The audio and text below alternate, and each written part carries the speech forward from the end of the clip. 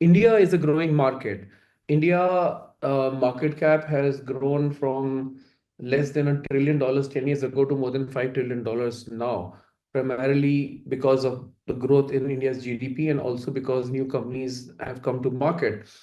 So there is this very large pond in which we are fishing, and that pond is grown to now more than a $5 trillion, USD market cap pond, and it's going to keep growing as India grows.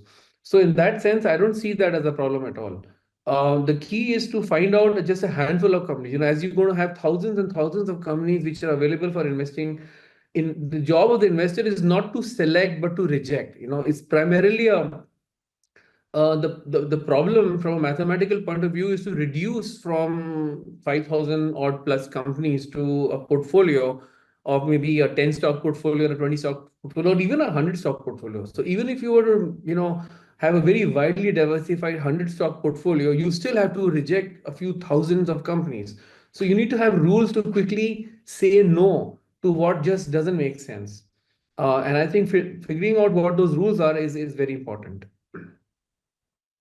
In one of your recent blogs, Professor Bakshi, you mentioned to find the size of the pond, which is you need to fish in a large pond. What is the definition of large pond and how can one go about identifying it?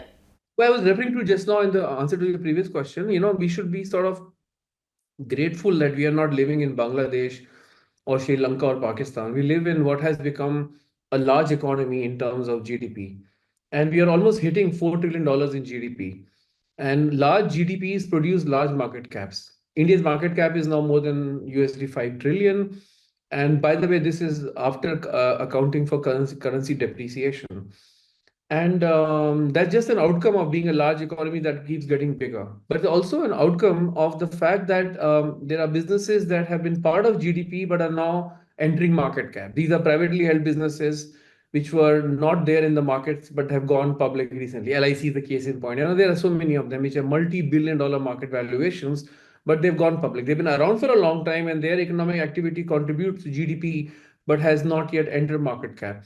So it's a large pond, and the pond is going to get larger, and you are trying to fish in a large pond by constructing a 10, 20, 30, 40, 50 stock portfolio. So I go back to the point I was making, that idea is to construct filters to quickly reject what doesn't make sense. So if when you have that, you have to say no to basically almost everything. And there are all sorts of things that will pop up which will excite you or entice you, and you have to basically go to the discipline of what makes sense, because at the end of the day you can't own everything unless you buy an index fund. Even then, an index fund will replicate a 30 or a 50 stock portfolio. Even the indices are rejecting more stocks that are available for investment.